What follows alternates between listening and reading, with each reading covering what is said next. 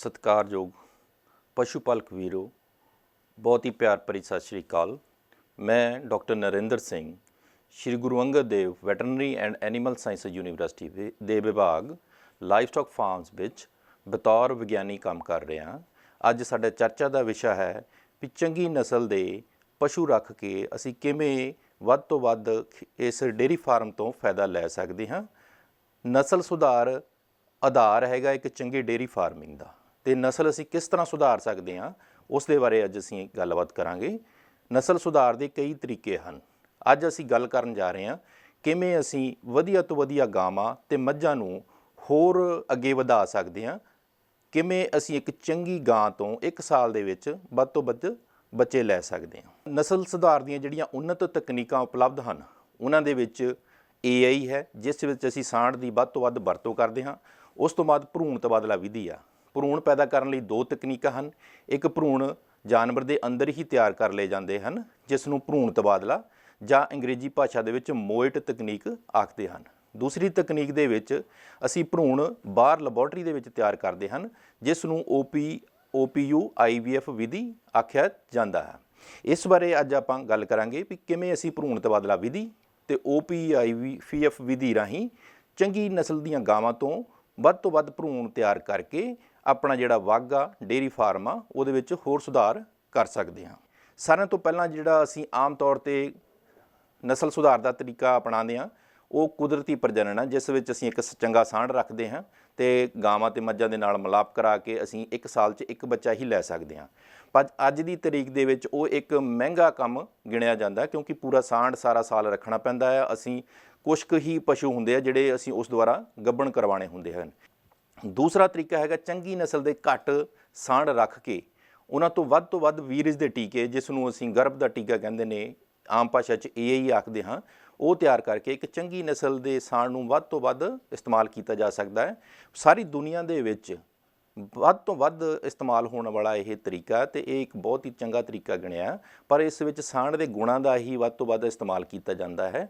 ਦੂਸਰੇ ਜਿਹੜੇ ਤਰੀਕੇ ਹੈਗੇ ਨੇ, ਜਿਹੜੇ ਭਰੂਣ ਤਬਾਦਲਾ ਜਿਸ ਬਾਰੇ ਅੱਜ ਆਪਾਂ ਗੱਲ ਕਰ ਰਹੇ ਹਾਂ, ਉਸ ਵਿੱਚ ਸਾਂਢ ਦੇ ਗੁਣਾਂ ਦੇ ਨਾਲ ਗਾਵਾਂ ਅਤੇ ਮੱਝਾਂ ਦੇ ਗੁਣਾਂ ਦਾ ਵੀ ਧਿਆਨ ਰੱਖ ਕੇ ਚੰਗੀ ਨਸਲ ਦੀਆਂ ਗਾਵਾਂ ਅਤੇ ਮੱਝਾਂ ਨੂੰ ਚੋਣ ਕਰਕੇ ਆਪਾਂ ਨਸਲ ਸੁਧਾਰ ਕਰਦੇ ਹਨ।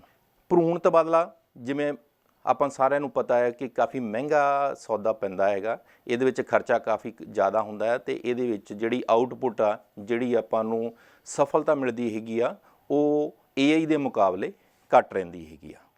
ਅਤੇ ਇਸ ਤੋਂ ਜਿਹੜੀ ਹੋਰ ਜ਼ਿਆਦਾ ਉੱਨਤ ਤਕਨੀਕ ਆ, ਜਿਸ ਨੂੰ OPU IVF ਆਖਦੇ ਹਨ, ਉਹ ਇਸ ਤੋਂ ਵੀ ਜ਼ਿਆਦਾ ਮਹਿੰਗਾ ਕੰਮ ਹੈ। ਪਰ ਇੱਕ ਚੰਗੀ ਗੱਲ ਜਿਹੜੀ ਮੈਂ ਅੱਜ ਸਾਂਝਾ ਕਰਨਾ ਚਾਹਾਂਗਾ ਵੀ ਭਾਰਤ ਸਰਕਾਰ ਨੇ ਇੱਕ ਪ੍ਰੋਜੈਕਟ ਦਿੱਤਾ ਹੈ ਯੂਨੀਵਰਸਿਟੀ ਨੂੰ, ਜਿਸ ਵਿੱਚ ਅਸੀਂ ਦੇਸੀ ਨਸਲ ਦੀਆਂ ਗਾਵਾਂ ਦੇ ਵਿੱਚੋਂ ਚੰਗੀ ਨਸਲ ਦੀਆਂ ਗਾਵਾਂ ਦੀ ਪਹਿਚਾਣ ਕਰਕੇ ਭਰੂਣ ਬਾਹਰ ਕੱਢ ਕੇ ਉਹਨਾਂ ਨੂੰ ਅਸੀਂ ਫਾਰਮਰ ਦੇ ਘਰ ਜਾ ਕੇ ਟਰਾਂਸਫਰ ਕਰ ਰਹੇ ਹੈਗੇ ਹਾਂ। ਇਸ ਵਿੱਚ ਕਿਸੇ ਵੀ ਤਰ੍ਹਾਂ ਦਾ ਕੋਈ ਖਰਚਾ ਨਹੀਂ ਲਿਆ ਜਾਂਦਾ ਹੈਗਾ। ਸਾਰਾ ਇਹ ਕੰਮ ਫ੍ਰੀ ਆਫ ਕਾਸਟ ਕੀਤਾ ਜਾਂਦਾ ਹੈ ਅਤੇ ਫਾਰਮਰ ਦੇ ਫਾਰਮ ਦੇ ਉੱਤੇ ਜਾ ਕੇ ਕੀਤਾ ਜਾਂਦਾ ਹੈ। ਭਰੂਣ ਤਬਾਦਲਾ ਵਿਧੀ ਦੀ ਅਸੀਂ ਕਿੱਥੇ ਵਰਤੋਂ ਕਰ ਸਕਦੇ ਹਾਂ, ਇਸ ਬਾਰੇ ਆਪਾਂ ਗੱਲ ਕਰਦੇ ਹਾਂ। ਜਿਹੜੀਆਂ ਗਾਵਾਂ ਅਤੇ ਮੱਝਾਂ ਬਹੁਤ ਹੀ ਚੰਗੀ ਨਸਲ ਦੀਆਂ, ਮੰਨ ਲਓ ਇੱਕ ਫਾਰਮਰ ਦੇ ਕੋਲ 100 ਗਾਵਾਂ, ਉਹਦੀਆਂ 10 ਜਿਹੜੀਆਂ ਸਭ ਤੋਂ ਵਧੀਆ ਗਾਵਾਂ ਜਾਂ ਮੱਝਾਂ ਹੈਗੀਆਂ, ਉਹਨਾਂ 'ਚੋਂ ਅਸੀਂ ਭਰੂਣ ਕੱਢ ਕੇ ਜਿਹੜੇ ਹੋਰ ਘੱਟ ਔਸਤ ਦਰਜੇ ਦੀਆਂ ਗਾਵਾਂ ਅਤੇ ਮੱਝਾਂ ਹੈਗੀਆਂ ਉਹਨਾਂ ਦੇ ਵਿੱਚ ਰੱਖ ਸਕਦੇ ਹਾਂ, ਤਾਂ ਕਿ ਆਉਣ ਵਾਲੇ ਜਿਹੜੇ ਬੱਚੇ ਪੈਦਾ ਹੋ ਰਹੇ ਨੇ ਉਹ ਵਧੀਆ ਨਸਲ ਦੇ ਪੈਦਾ ਹੋਣ।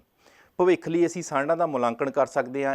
ਅਸੀਂ ਇਸ ਤਰੀਕੇ ਨਾਲ ਸਾਂਢ ਤਿਆਰ ਕਰ ਸਕਦੇ ਹੈਗੇ ਹਾਂ, ਜਿਸ ਦੇ ਵਿੱਚ ਅਸੀਂ ਇੱਕ ਚੰਗੀ ਨਸਲ ਦੀ ਗਾਂ ਅਤੇ ਮੱਝ ਨੂੰ ਇੱਕ ਚੰਗੇ ਨਸਲ ਦੇ ਸਾਂਢ ਦੇ ਵੀਰਜ ਦੇ ਨਾਲ ਗੱਭਣ ਕਰਵਾਉਂਦੇ ਹਾਂ। ਉਸ ਤੋਂ ਵੱਧ ਬੱਚੇ ਪੈਦਾ ਕਰਾਉਂਦੇ ਹੈਗੇ ਹਾਂ।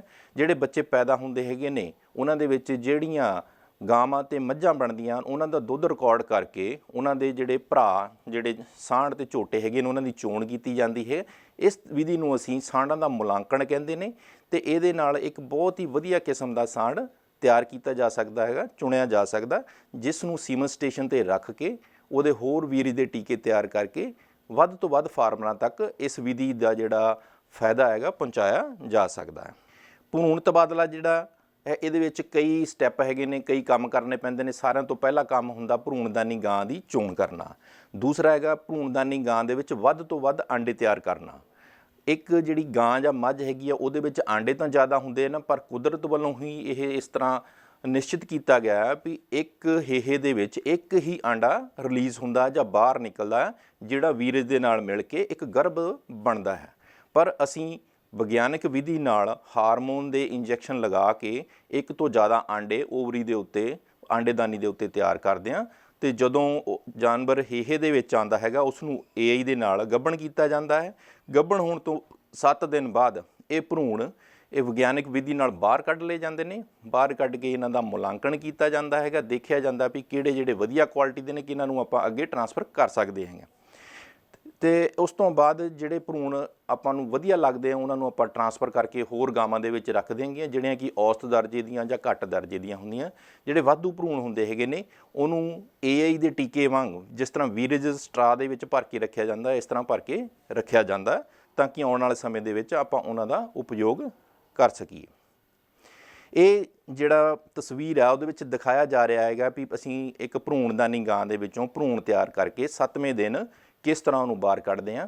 ਬਾਹਰ ਕੱਢਣ ਦਾ ਤਰੀਕਾ ਹੈ ਇੱਕ ਜਿਹੜੀ ਪਲਾਸਟਿਕ ਦੀ ਪਾਈਪ ਦੇ ਦੁਆਰਾ ਅੰਦਰ ਤਰਲ ਪਦਾਰਥ ਜਿਸ ਨੂੰ ਅਸੀਂ ਉਸ ਦੀ ਖੁਰਾਕ ਆਖਦੇ ਹਾਂ ਪਾਇਆ ਜਾਂਦਾ। ਉਸ ਦੇ ਵਿੱਚ ਭਰੂਣ ਜਿਹੜਾ ਹੈਗਾ ਆ ਫਲੋਟ ਕਰਕੇ ਜਾਂ ਤੈਰ ਕਰਕੇ ਬਾਹਰ ਆ ਜਾਂਦਾ ਆ ਤੇ ਬਾਹਰ ਉਹਨੂੰ ਮਾਈਕਰੋਸਕੋਪ ਦੇ ਨੀਚੇ ਰੱਖ ਕੇ ਲੱਭਿਆ ਜਾਂਦਾ ਹੈ। ਲੱਭਣ ਤੋਂ ਬਾਅਦ ਉਸ ਦੀ ਜਾਂਚ ਪਰਖ ਕਰਕੇ ਉਹਨੂੰ ਟਰਾਂਸਫਰ ਕੀਤਾ ਜਾਂਦਾ ਹੈ। ਇਹ ਕੁਝ ਤਸਵੀਰਾਂ ਤੁਹਾਨੂੰ ਦਿਖਾ ਰਹੀਆਂ। ਪਹਿਲੀ ਤਸਵੀਰ ਦੇ ਵਿੱਚ ਭਰੂਣ ਇਕੱਠੇ ਕੀਤੇ ਜਾ ਰਹੇ ਨੇ, ਦੂਸਰੇ ਦੇ ਵਿੱਚ ਉਹਨਾਂ ਨੂੰ ਲੱਭਿਆ ਜਾ ਰਿਹਾ, ਤੀਸਰੀ ਤਸਵੀਰ ਦੇ ਵਿੱਚ ਭਰੂਣ ਕਿਸ ਤਰ੍ਹਾਂ ਦੇ ਨਜ਼ਰ ਆਉਂਦੇ ਹੈਗੇ ਨੇ, ਗੋਲ ਗੋਲ ਜਿਹੜੇ ਇਹ ਆਕਾਰ ਦੇ ਨਜ਼ਰ ਆ ਰਹੇ ਨੇ ਇਹ ਭਰੂਣ ਹਨ। ਤੇ ਚੌਥੀ ਤਸਵੀਰ ਦੇ ਵਿੱਚ ਇਕੱਠੇ ਕੀਤੇ ਭਰੂਣ ਜਾਂਚ ਪਰਖ ਕਰਨ ਤੋਂ ਬਾਅਦ ਟਰਾਂਸਫਰ ਕੀਤੇ ਜਾ ਰਹੇ ਨੇ, ਗਾਵਾਂ ਦੇ ਵਿੱਚ ਰੱਖੇ ਜਾ ਰਹੇ ਨੇ। ਇਸ ਤੋਂ ਬਾਅਦ ਗੱਲ ਕਰਦੇ ਹਾਂ ਆਪਾਂ OPU IVF ਵਿਧੀ ਦੀ। ਜਿਹੜਾ ਭਰੂਣ ਤਬਾਦਲੇ ਵਿਧੀ ਬਾਰੇ ਆਪਾਂ ਗੱਲ ਕੀਤੀ ਹੈ ਜਿਸ ਨੂੰ ਅੰਗਰੇਜ਼ੀ ਭਾਸ਼ਾ 'ਚ ਮੋਵੇਟ ਆਪਾਂ ਆਖਦੇ ਹਾਂ, ਉਸ ਦੇ ਵਿੱਚ ਜਿਹੜਾ ਭਰੂਣ ਹੈਗਾ ਆ ਗਾਂ ਜਾਂ ਮੱਝ ਦੇ ਅੰਦਰ ਹੀ ਤਿਆਰ ਕੀਤਾ ਜਾਂਦਾ। 7 ਦਿਨ ਦੀ ਜਦੋਂ ਉਹਦੀ ਉਮਰ ਹੁੰਦੀ ਆ ਫਿਰ ਬਾਹਰ ਕੱਢਿਆ ਜਾਂਦਾ। ਪਰ ਜਿਹੜੀ OPU IVF ਤਕਨੀਕ ਆ ਉਸ ਦੇ ਵਿੱਚ ਭਰੂਣ ਦੀ ਬਜਾਏ ਆਂਡੇ ਹੀ ਆਂਡੇਦਾਨੀ ਤੋਂ ਇਕੱਠੇ ਕਰਕੇ ਬਾਹਰ ਕੱਢੇ ਜਾਂਦੇ ਨੇ ਤੇ ਬਾਕੀ ਦਾ ਸਾਰਾ ਕੰਮ ਜਿਹੜਾ ਲੈਬੋਰੇਟਰੀ ਦੇ ਵਿੱਚ ਹੁੰਦਾ ਹੈ। ਇਸ ਕਰਕੇ ਇਸ ਨੂੰ ਟੈਸਟ ਟਿਊਬ ਬੇਬੀ ਵੀ ਆਖਦੇ ਹਨ।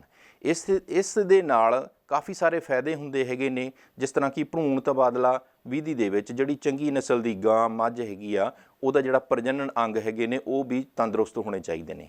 ਪਰ OPU IVF ਵਿਧੀ ਦੇ ਨਾਲ ਅਸੀਂ ਸਿਰਫ ਪਸ਼ੂ ਦੀ ਆਂਡੇਦਾਨੀ ਇਸਤੇਮਾਲ ਕਰਦੇ ਹਾਂ।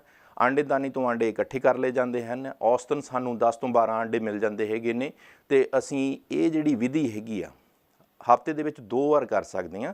ਇਸ ਤਰ੍ਹਾਂ ਇਸ ਦੇ ਨਾਲ ਜਿਹੜੇ ਭਰੂਣ ਬਣਨ ਦੇ ਜਦ ਅੱਗੇ ਬੱਚੇ ਪੈਦਾ ਹੋਣ ਦੀ ਜਿਹੜੇ ਗਿਣਤੀ ਹੈਗੀ ਆ ਉਹ ਨੋਰਮਲ ਭਰੂਣ ਤਬਾਦਲਾ ਵਿਧੀ ਜਿਹੜੀ ਮੋਏਟ ਹੈਗੀ ਆ ਉਸ ਨਾਲੋਂ ਕਾਫੀ ਜ਼ਿਆਦਾ ਹੈ। ਇਸ ਤਸਵੀਰ ਦੇ ਵਿੱਚ ਜਿਹੜੀ ਆਂਡੇਦਾਨੀ ਆ ਉਹ ਵਿਖਾਈ ਗਈ ਆ। ਜਿਹੜੇ ਕਾਲੇ ਡਾਰਕ ਗੋਲ ਚੱਕਰ ਨਜ਼ਰ ਆ ਰਹੇ ਨੇ ਇਹਨਾਂ ਨੂੰ ਅਸੀਂ ਭਾਸ਼ਾ ਦੇ ਵਿੱਚ ਫੋਲੀਕਲ ਆਖਦੇ ਹਾਂ। ਇਹਨਾਂ ਦੇ ਵਿੱਚ ਆਂਡੇ ਹੁੰਦੇ ਨੇ। ਇਹਨਾਂ ਨੂੰ ਅਸੀਂ ਸੂਈ ਦੀ ਮਦਦ ਦੇ ਨਾਲ ਅਲਟਰਾਸਾਊਂਡ ਦੀ ਵਰਤੋਂ ਕਰਕੇ ਅਸੀਂ ਬਾਹਰ ਕੱਢ ਲੈਂਦੇ ਹਾਂ ਤੇ ਫਿਰ ਲੈਬ ਦੇ ਵਿੱਚ ਜਿਸ ਤਰ੍ਹਾਂ ਭਰੂਣ ਲੱਭਦੇ ਨੇ ਉਸੇ ਤਰ੍ਹਾਂ ਇਹਨਾਂ ਨੂੰ ਲੱਭਿਆ ਜਾਂਦਾ ਹੈ।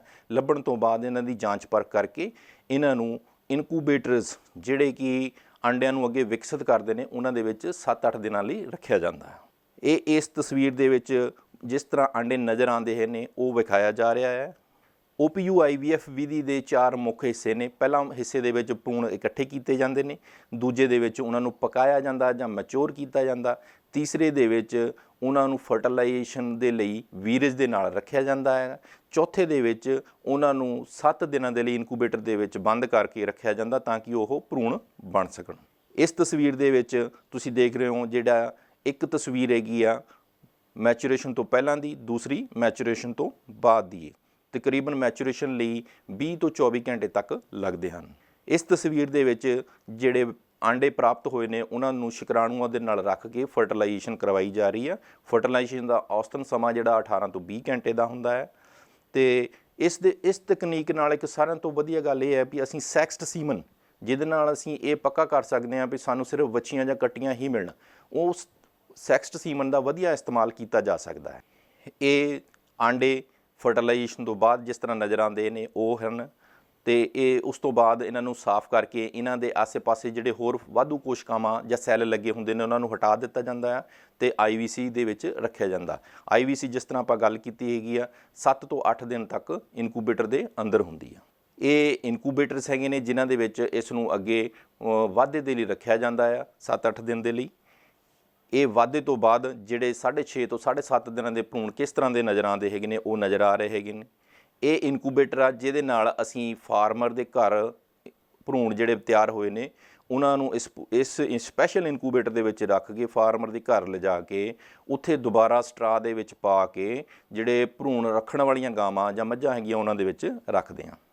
ਇਸ ਤਸਵੀਰ ਦੇ ਵਿੱਚ 1 ਤੋਂ ਲੈ ਕੇ 5 ਦਿਨਾਂ ਤੱਕ ਦੇ ਭਰੂਣਾਂ ਦਾ ਵਿਕਾਸ ਦਿਖਾਇਆ ਗਿਆ। ਲਾਸਟ ਦੇ ਵਿੱਚ ਤੁਸੀਂ ਦੇਖਦੇ ਹੋ ਇੱਕ ਗੁੱਛਾ ਜਿਹਾ ਬਣ ਜਾਂਦਾ, ਇਸ ਤੋਂ ਪਤਾ ਲੱਗਦਾ ਹੈਗਾ ਵੀ ਇਹ ਭਰੂਣ ਦੀ ਕੁਆਲਿਟੀ ਬਹੁਤ ਵਧੀਆ ਹੈ। ਅੱਜ ਦੀ ਚਰਚਾ ਤੋਂ ਮੈਂ ਇਹ ਫਾਰਮਰਸ ਨੂੰ ਇਹ ਸੁਨੇਹਾ ਦੇਣਾ ਚਾਹਾਂਗਾ ਕਿ ਆਪਾਂ ਨੂੰ ਪਤਾ ਹੈ ਵੀ ਡੇਅਰੀ ਧੰਦੇ ਦੇ ਵਿੱਚ ਜਿਹੜਾ ਮੁਨਾਫਾ ਘਟ ਰਿਹਾ ਹੈਗਾ, ਲਾਗਤ ਦਿਨ ਬ ਦਿਨ ਵੱਧਦੀ ਜਾ ਰਹੀ ਹੈ ਅਤੇ ਆਪਾਂ ਨੂੰ ਸਾਰਿਆਂ ਨੂੰ ਪਤਾ ਹੈ ਜਿਸ ਤਰ੍ਹਾਂ ਚੰਗੇ ਬੀਜ ਇੱਕ ਉੱਨਤ ਖੇਤੀ ਦੀ ਨਿਸ਼ਾਨੀ ਆ, ਉਸੇ ਤਰ੍ਹਾਂ ਚੰਗੀ ਨਸਲ ਦੇ ਪਸ਼ੂ ਜਿਹੜਾ ਡੇਅਰੀ ਫਾਰਮ ਆ ਉਹਦਾ ਆਧਾਰ ਹਨ। ਆਪਾਂ ਨੂੰ ਵਧੀਆ ਤੋਂ ਵਧੀਆ ਨਸਲ ਦੇ ਪਸ਼ੂ ਰੱਖਣੇ ਚਾਹੀਦੇ ਜਿਸ ਨਾਲ ਅਸੀਂ ਘੱਟ ਪਸ਼ੂ ਰੱਖ ਕੇ ਵੱਧ ਦੁੱਧ ਪੈਦਾ ਕਰਕੇ ਵੱਧ ਮੁਨਾਫਾ ਲੈ ਸਕਦੇ ਹਾਂ। ਵਧੇਰੇ ਜਾਣਕਾਰੀ ਲਈ ਤੁਸੀਂ ਇਸ ਪਤੇ 'ਤੇ ਤੁਸੀਂ ਸੰਪਰਕ ਕਰ ਸਕਦੇ ਹੋ। ਜਿਸ ਮੇਰੇ ਵੀਰ ਭੈਣ ਭਰਾ ਨੇ ਆਪਣੇ ਫਾਰਮ ਦੇ ਉੱਤੇ ਭਰੂਣ ਤਬਾਦਲਾ ਵਿਧੀ ਦਾ ਕੰਮ ਕਰਵਾਉਣਾ ਉਹ ਵੀ ਸੰਪਰਕ ਕਰ ਸਕਦਾ ਹੈ।